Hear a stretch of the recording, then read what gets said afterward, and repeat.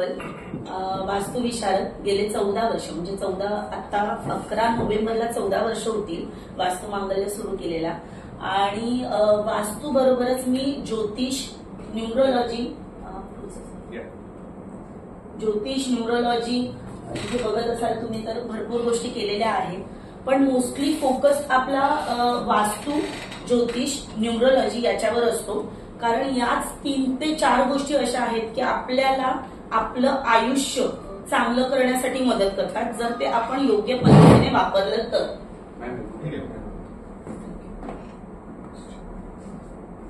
तुमचं आयुष्य समृद्ध आहे का असं तुम्हाला वाटतंय का? मला उत्तर अपेक्षित आहे. येस. हो. बरं. आता आयुष्य समृद्ध म्हणजे काय? एकतर आपलं हेल्थ चांगली असणं, वेल्थ चांगली असणं, करिअर चांगलं असणं आणि तुमचे रिलेशनशिप चांगले असणं. पण सध्या आयुष्य समृद्ध म्हणजे पैसा आपल्याकडे भरभरून आहे का, मी अशा लक्झरी गोष्टी उपभोग त्याचा घेतोय का, याला म्हणतात समृद्ध आयुष्य सध्याच्या युगामध्ये. ठीक आहे, मनापासून मी समृद्ध आहे, मनापासून मी खुश आहे, हे नसतं तेव्हा आपण बोलत असतो आणि असतं तेव्हा आपल्याला हे हवं असतं. ठीक आहे, पैसा तुमच्याकडे किती आहे, तुमची हेल्थ कशी आहे, तुमची करिअर किंवा तुमचा फायनान्स कसा आहे, सगळं ह्याच्यावर डिपेंड आहे. पण हे सगळं जर आयुष्य असं जगायचं असेल तर आपल्याला काय बघावं लागतं? नक्कीच आपलं कर्म गरजेचं आहेच, पण त्या कर्मासोबत आपल्याला काय गोष्टी बघायच्या असतात? तर आपली वास्तू, म्हणजे तुम्ही ज्या घरात राहता किंवा ज्या ऑफिसमध्ये तुम्ही काम करता ती वास्तू, कुंडली. म्हणजे जर कुंडली म्हणजे काय की असं नाही की माझा जन्मतारीखच मला माहित नाही आणि तुमची कुंडली बनवली, तसं नसतं. जर तुमची जन्माची तारीख, जन्म वेळ ही योग्य असेल तर तुमचं डे बाय डे काय चालू आहे, कशा पद्धतीचं चालू आहे, हे सगळं आपल्याला कुंडलीवरून कळतं. ठीक आहे. त्यानंतर सगळ्यात महत्वाची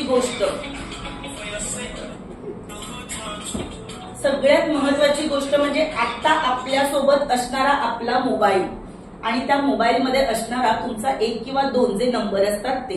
कारण आज अशी कंडिशन आहे, अशी सिच्युएशन आहे की आपली वाईफ आपल्यासोबत असेल की नाही माहित नाही, आपला हसबंड आपल्यासोबत असेल की नाही माहित नाही, पण 24 तास आपला मोबाईल आपल्यासोबत असतो. आणि त्याच्यामध्ये जो तुम्ही नंबर वापरताय, जो जगजाहीर झालेला आहे, सगळीकडे पसरलेला आहे, मग तुमचं ते अगदी तुमचे फ्रेंड सर्कलमध्ये असो, अगदी तुमचा बिझनेस रिलेटेड असो किंवा तुमच्या रिलेटिव्ह मध्ये असो किंवा इतर कुठे असो, तुमचा नंबर तुमच्या नावाने जेव्हा सेव्ह केला जातो त्या नंबरमध्ये जे कॉम्बिनेशन असतात ते तुम्हाला चांगले किंवा वाईट अनुभव देत असतात.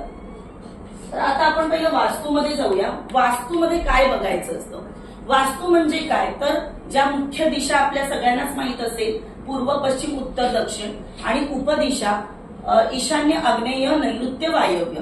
ठीक आहे. या वास्तूमध्ये असलेल्या दिशा आपल्याला इफेक्ट करत असतात.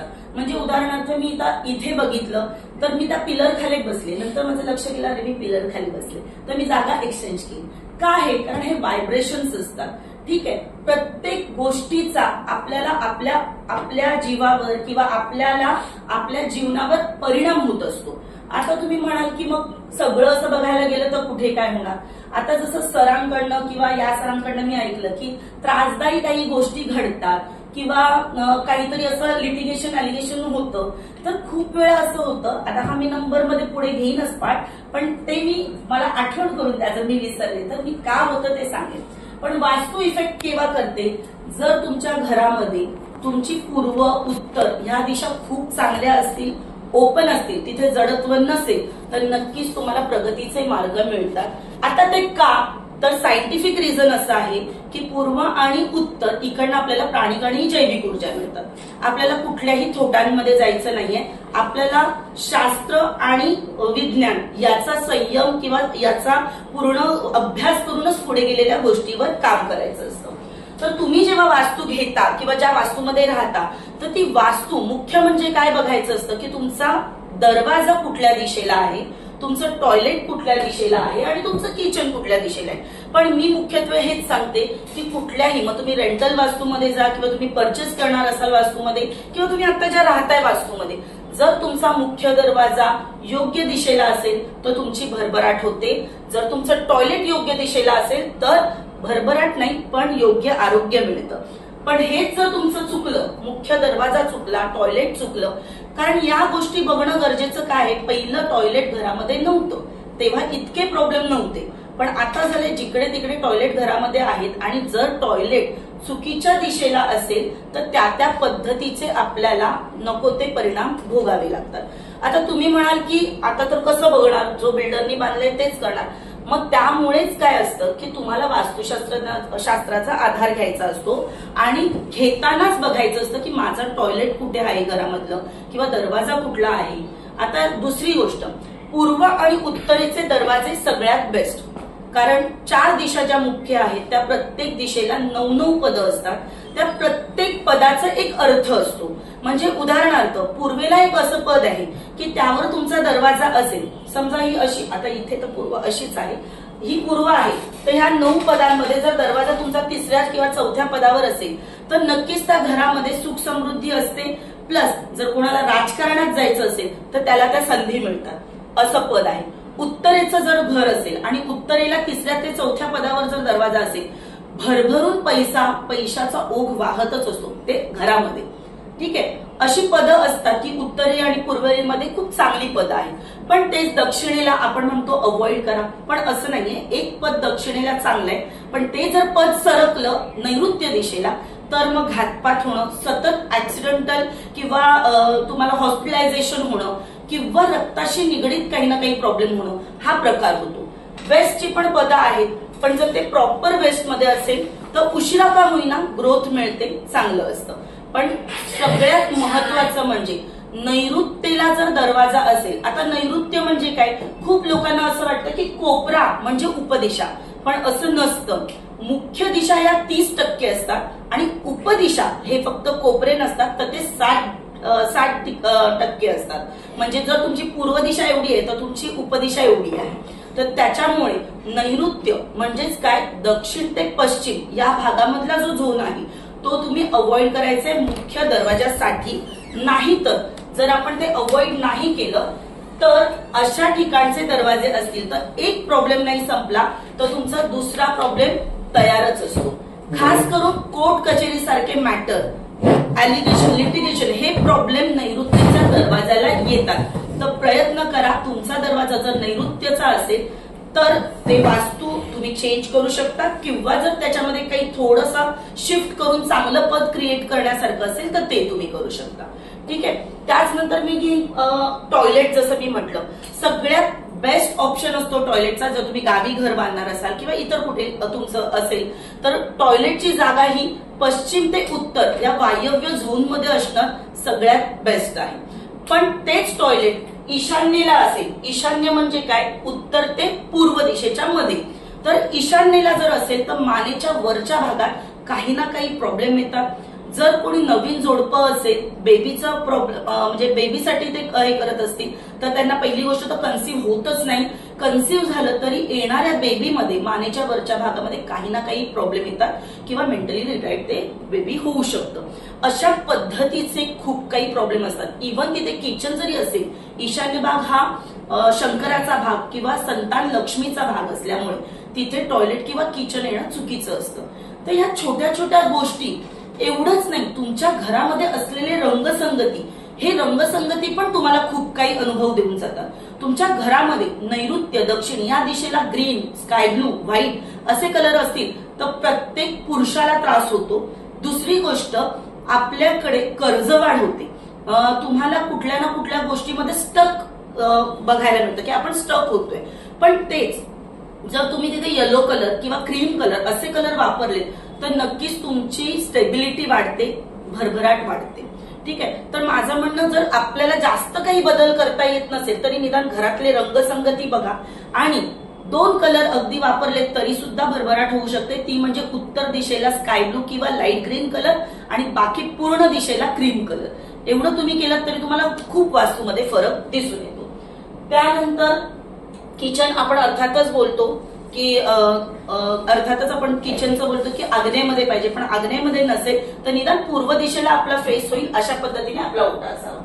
त्यानंतर या पद्धतीने आम्ही परीक्षण करतो. जिओपॅथिक स्ट्रेस रॉडनी एनर्जी चेक केली जाते. कारण घरातली एनर्जी पॉझिटिव्ह आहे नेगेटिव्ह आहे हे तुम्हाला समोरासमोर कळतं. कुंडलीमध्ये ग्रह दशा वगैरे आपण बघितले जातात, कारण कुंडली आणि वास्तूचा संबंध असा आहे की वास्तूमध्ये ज्या दिशा आहेत त्यांना प्रत्येकाला एक ग्रह आहे आणि तेच ग्रह तुमच्या कुंडलीमध्ये आहे.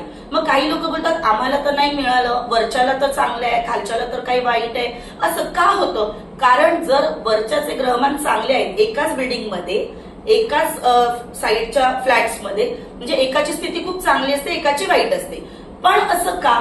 जर त्याच्या कुंडलीतले ग्रहमान स्ट्रॉंग असतील तर त्याला ते वाईट नाही मिळणार, त्याला चांगलं मिळेल. पण जेव्हा ते चुकीचे ग्रहमान सुरू होतील आणि वास्तूमध्ये पण त्याच ग्रहाचा प्रॉब्लेम असेल, त्या ग्रहाशी रिलेटेड असलेला दिशेचा प्रॉब्लेम असेल तर त्यांना ते वाईट इफेक्ट दिसायला लागतात. त्या जर आपले ग्रहमान खराब असतील तर आपण रत्नांचा वगैरे वापर करू शकतो, मंत्रांचा वापर करू शकतो. भाग्यरत्न, धनरत्न, फेमरत्न, मी तर म्हणते जे बिझनेसमॅन आहेत त्यांनी फेमरत्न वापरलंच पाहिजे, कारण जेवढं तुम्ही फेम मिळणार तेवढं तुमच्याकडे क्लायंट झोन वाढणार. सगळ्यात महत्वाचं नंबरचं मी बोलले मगाशी की जर नंबरमध्ये 4488 असे खूप नंबर असतील तर लिटिगेशन ऍलिगेशन खूप काम स्टक होणं होता होता राहणं हा प्रकार खूप होतो.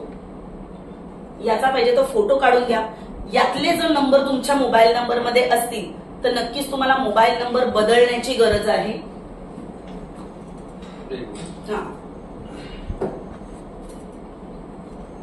हे नंबर घातक नंबर असतात. तुम्हाला कुठला प्रॉब्लेम, मग तो हेल्थ इश्यू असेल, रिलेशनशिप इश्यू असेल, स्टक लाईफ असेल, पैशाची बर्बादी होणं असेल, म्हणजे उदाहरणार्थ मी इथे सांगेन 14 किंवा 41 असेल तर नक्कीच आपल्याला लोनकडे आपण प्रवृत्त होतो. सतत लोन घेणं, सतत हफ्त्याने काहीतरी घेणं हा प्रकार आपल्याकडे खूप होतो. त्याच्यानंतर मी सांगेन की 46 किंवा 64 असेल तर चुकीच्या गोष्टीकडे आकर्षण, मग ती स्त्री असो पुरुष असो, चुकीचे रिलेशनशिप जमा होणं हा प्रकार खूप होतो. 28 किंवा 82 असेल तर आपला पैसा आजारपणावर, कोणाच्या तरी फॅमिलीमध्ये कोणाच्या तरी आजारपणावर जास्त खर्च होतो असं असतं. तर हे नंबर्स असे असतात ना की आपल्याला लागू होतात आणि त्याचे जे पण चांगले किंवा वाईट परिणाम आहेत ते आपल्याला सतत मिळत असतात. मग तुम्ही याच्यावर काय करू शकता? मनी अट्रॅक्शनसाठी ब्रेसलेट वापरू शकता, प्रोटेक्शनसाठी ब्रेसलेट वापरू शकता. ठीक आहे, अशा प्रकारचे अत्तर वगैरे आपण बनवलेले आहेत, लक्ष्मी कुबेर अत्तर. आम्ही लोकांच्या भावनांचा विचार करून सगळ्या गोष्टी करतो, ना की थोटांड घेत किंवा ना की तांत्रिकी गोष्टी करत. आपण सात्विक मार्गाने मंत्र उच्चारण किंवा इतर गोष्टी करून, यंत्रवादीचा वापर करून त्या गोष्टींचं सगळ्यांना रेमेडी देत असतो. आपण अगदी गडचिरोली सारख्या एरियामध्ये, म्हणजे जो नक्षलवादी एरिया, तिथे कोणाची जायची हिंमत होत नाही, तिथे जाऊन पण परीक्षण केलं. अगदी दुबईपर्यंत पण परीक्षण केलेलं आहे, वास्तू परीक्षण. हे यावर्षी आपल्याला सकाळमधून वुमन कॉन्क्लेव्ह 25 मध्ये आपल्याला अवॉर्ड मिळालेला आहे. आताच थोड्या दिवसापूर्वी आपलं मंत्र डायरी झालेलं आहे, त्याचं भरपूर ऍक्टर ऍक्ट्रेस आणि बरेच बिझनेसमॅन होते. त्याचप्रमाणे आता जस्ट याच गेल्या महिन्यामध्ये झी न्यूजवर आपला एक प्रोग्राम झाला वास्तूचा, तो तुम्ही फेसबुकला किंवा युट्यूबला माझ्या बघू शकता, वास्तू मांगल्यामध्ये. आपण कोर्सेस पण घेतो. जर कोणाला शिकायची इच्छा असेल की मला हे शिकायचंय आणि मला एक पॅसिव्ह इन्कम कमवायचं आहे याच्या व्यतिरिक्त काहीतरी, तर आपण कोर्सेस ऑनलाईन ऑफलाईन घेत असतो. Thank you so much. आपण एक दोन प्रश्न घेऊया. एक कॉमन प्रश्न मी तुम्हाला विचारतो की आता आपण फ्लॅट जे आहेत ते ऑलरेडी बनलेले आहेत, बरोबर आहे. आता त्याच्यामध्ये 4 दिशा असते, म्हणजे एका फ्लोअरवर आता असं झालेलं आहे की 8 फ्लॅट आहेत, कुठे 5 आहेत, कुठे 6 आहेत, म्हणजे कॉम्प्लेक्स करतात. तर त्याच्यामध्ये ज्या आर्किटेक्ट आहेत ऑलरेडी बसवले असतात ते बोलतात की आम्ही वास्तूच्या हिशोबाने बसवण्याचा प्रयत्न केलेला आहे. पण समजा तिकडचे जे टॉयलेट्स आहेत खूप वेळा बघितलं ते ईशान्य दिशेला आहे किंवा नको तिथे आहेत, तर त्याच्यासाठी काय, म्हणजे त्याचा रेमेडी काय? म्हणजे समजा एक फ्लॅट आहे त्याचं ओपनिंग साऊथ आहे, म्हणजे सगळं भलतच काहीतरी आहे, तर त्याला म्हणजे तुम्ही विकत घेतलेला आहात तर त्याला तुम्ही सोडून जाऊ शकत नाही, कारण आज एक फ्लॅटची किंमत 1-1.5 करोड आहे, 2 BHK. तर त्याच्यासाठी रेमेडी काय? एक जनरल सगळ्यांच्या मनातला प्रश्न आहे की त्याला रेमेडी काय आहे? बरं, चांगला प्रश्न आहे. माझं म्हणणं आहे की जर तुम्ही घेतलाय फ्लॅट, ठीक आहे, तर त्याच्यामध्ये खूप नको तेवढे प्रॉब्लेम असतील, थोडक्यात प्रॉब्लेम असतील तर ते सॉर्ट आउट होतात. पण खूप मेजर असतील प्रॉब्लेम, जसं तुम्ही म्हटलं की ईशान्येला टॉयलेट असेल, तर जर 2 BHK आहे तर दुसरं टॉयलेट अजून असणार, 2 टॉयलेट असतील तर ईशान्येचं टॉयलेट तुम्हाला बंद करता येते का, मग ते फक्त बाथरूम म्हणून वापरता येते का, हे तुम्ही करू शकता. प्लस त्याला अगदीच ते पण नाही करू शकते तर आपण तांब्याची तार त्या भोवती टाकू शकतो जमिनीमध्ये. पण हे जे तार वगैरे आहे ना, तर ईशान्य ही अशी जागा आहे, पवित्र जागा आहे जी महादेवाची, संतान लक्ष्मीची. तर तुम्हाला इथे 100% कधीच रिझल्ट मिळत नाहीत, हे लक्षात ठेवायचंय. कितीही कोणी वास्तुतज्ञ बोला मी 100% रिझल्ट देतो, पण हे अगदी चुकीचं आहे. नियतीच्या पुढे आपण जाऊ शकत नाही, पण त्याच्यामध्ये फेरफार करू शकतो. तर आपण 50 ते 60% त्याचा प्रभाव कमी करू शकतो नकारात्मकतेचा. ठीक आहे. त्याच्यानंतर तुम्ही म्हटलं दरवाजा दक्षिणेचा आहे, तर तो दरवाजाचं पद जसं मी मगाशीच म्हटलं की काही यंत्र लावून आपण शिफ्ट करू शकतो. पण ती शिफ्ट करण्याची प्रोसिजर म्हणजे मंत्रांनी किंवा काही आपला अध्याय असतो त्याच्याने केला जातो. पण ते करण्यासाठी तुम्हाला मग ती वेळ द्यावी लागते, प्रॉपर त्याचा डायग्राम काढावा लागतो. त्यानंतर मग तो डायग्राम काढल्यानंतर ते कुठलं पद नेमकं येते त्याच्यावर विचार केला जातो आणि मग नंतर रेमेडी सजेस्ट केल्या जातात. पण काही यंत्र अशी असतात, मी म्हणेन प्लास्टिकची यंत्र कोणी लावू नका, कारण प्लास्टिक तसं पण आपल्याला हार्मफुल आहे. तुम्ही जर तत्वानुसार जे पंचतत्व आहे आपलं त्या तत्वानुसार त्याचे धातू वापरले त्या ठिकाणी तर तुम्हाला थोडाफार बेनिफिट मिळू शकतो जर मेजर इश्यू असेल. ठीक आहे. कोणाला क्वेश्चन असेल तर आपण पुढे जाऊया, वेळेचा जरासा शॉर्टेज आहे. म्हणजे बरेच प्रश्न आपण मी सिलेक्टेड प्रश्न विचारतो की घरात असे कुठले प्लांट्स आहेत जे लावू नये. नॉर्मली आपण म्हणतो की नेचर, तर रिसेंटली मी काही नर्सरीमधून प्लांट्स घेतले तर मी सायंटिफिक बेस ठेवला की एअर प्युरिफाईंग प्लांट आहे स्नेक प्लांट. पण मग इंटरनेटमध्ये बघितलं की स्नेक प्लांट लावू नये, तर हे कन्फ्लिक्टिंग आहे. मग मी गॅलिलिओचं वाचलं, गॅलिलिओचं आणि मग कॅथलिक चर्चचं पूर्ण ब्रह्मांड कसं वगैरे आहे. तर दिल और दिमाग असं कन्फ्लिक्ट होतं माझं. तर मला तुमच्याकडनं असं अपेक्षित आहे की कुठले प्लांट्स लावल्याने पॉझिटिव्ह एनर्जी येते आणि हे स्नेक प्लांट जे लावलंय ते लावायचं ठेवायचं की नाही ठेवायचं. मी नाही सांगेन का, कारण फ्लॅट सिस्टीम मध्ये जेव्हा तुम्ही असता तेव्हा तुम्ही असे प्लांट ठेवू नका. आपल्याला जर एनर्जी पाहिजे, पॉझिटिव्हिटी पाहिजे तर तुळस लावून पण पॉझिटिव्हिटी मिळते. सदाफुली पण तुम्ही लावू शकता का, कारण ती सदाफुली सदाबहारीत असते. तर असे प्लांट्स ठेवा ज्याने तुम्हाला एक ऊर्जा आणि तुम्हाला बघताना खूप छान वाटेल. ठीक आहे. आता तुम्ही म्हटलं की जसं त्याच्यामुळे आपल्याला आपल्याकडे एनर्जी चांगली किंवा ऑक्सिजन चांगला मिळाला पाहिजे, तर असे प्लांट केव्हा लावायचे जेव्हा जमिनीवर घर असतं आणि आपल्या घराबाहेर जी आपली जागा असते म्हणजे अंगण म्हणा किंवा एक्स्ट्रा जागा असते त्याच्यामध्ये ते आपल्या घराच्या बाहेर आपल्या अंगणात परसामध्ये लावायचे असतात. तर असे प्लांट गावी लावू शकता तुम्ही, पण इथे फ्लॅट सिस्टीम मध्ये नाही लावले तर उत्तम. काटेरी आणि सफेद चीक येणारी झाडं अजिबात घरामध्ये लावू नये. प्लस तुम्ही दक्षिण, नैऋत्य, पश्चिम या ठिकाणी ग्रीनरी नसेल याची काळजी घ्यावी. म्हणजे जर तुमच्या बाल्कनी तिकडे असतील तर तिथे झाडं नाही लावली पाहिजेत, नाहीतर त्याचे पण विपरीत परिणाम होतात. ठीक आहे. थँक्यू. थँक्यू.